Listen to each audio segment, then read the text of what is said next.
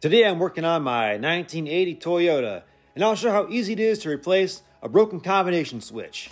The light switch is broken, and the wiper switch is broken.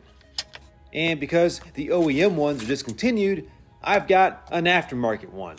I'll put a link to this in the description. First I need to remove these Phillips head screws from the bottom of the column trim.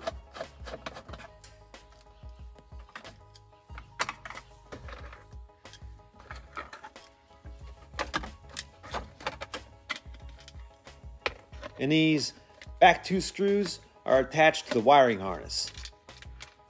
And it's always good to compare the aftermarket part with the original before I disassemble everything, just to make sure the wiring is exactly the same. And it is. Alright, I need a little room to work here. I cannot get this apart. I mean, it's probably been plugged in for like 45 years now. Alright, now let's compare the pins. Alright, good. They're exactly the same. If your truck has intermittent wipers, be sure to get the combination switch that supports those. This truck does not have intermittent wipers. Let's get this brittle piece of plastic somewhere safe. So on the bottom trim cover, there are these small screws. 1, 2, 3, 4.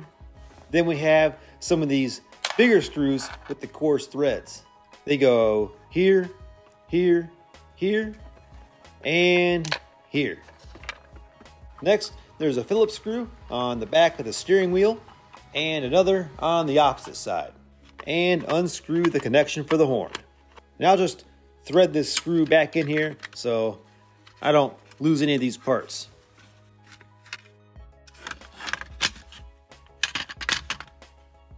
And the nut for the wheel is 19 millimeters.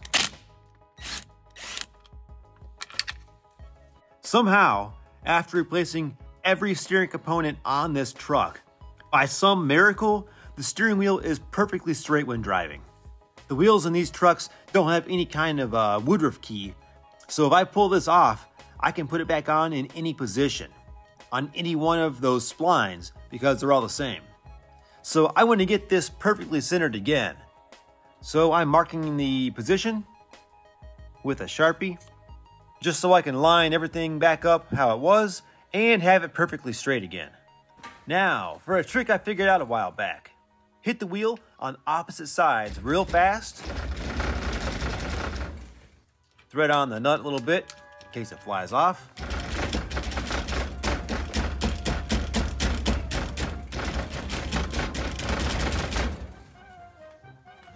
Wow.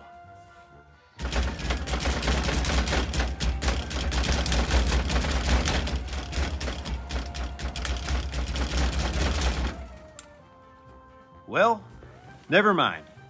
Just to let you know, it does usually work. Because this wheel is really stuck on, I need to use a puller. And this little point is going to sit right in the little divot on the end of the shaft.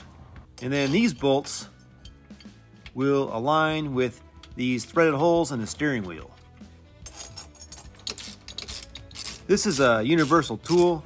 It works on any truck I've ever worked on.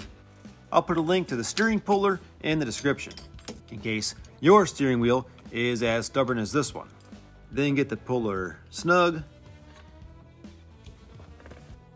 Here's a better view. So as I tighten this down, it's going to lift the steering wheel away from the spline shaft on the column.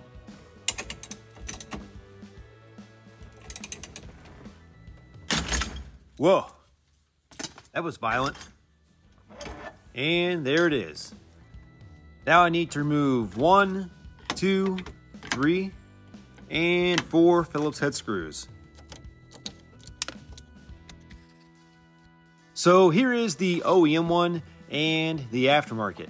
Overall, they look to be pretty much the same, just a couple minor differences. It will be nice to have headlights and wipers again.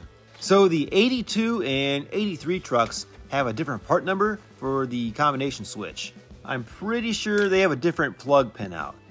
Let us know in the comments if you know what the exact difference is. Also, someone told me that if you install a non-intermittent switch on a truck with intermittent wipers, that you'll blow the fuse every time you go to use the intermittent wipers. Not sure if that might have to do with the different pinout or not, but be careful with that. There's 1 screw, 2 screw, 3 screw, and 4. Plug in the harness. Hey, my 4-ways work. I should do a quick test before I put the steering wheel back on.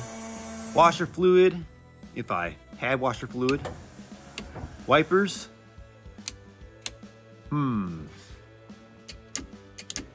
So I have high beams, but no headlights. Turn signals are good. One of the pins wasn't quite in all the way. Let's see. Headlights, high beams, all good. Easy fix. I did myself a favor and reinstalled the clamshell before the steering wheel was in the way. Steering wheel is in the correct position. I have my impact on the lowest setting for this 19mm nut. Last, I reconnected the horn buttons and reinstalled the trim cover. Next episode's gonna be fun. I'm picking out some new shoes from the wall of wheels, and we'll see what kind of crazy fitment I can put on this old truck. Thanks for watching.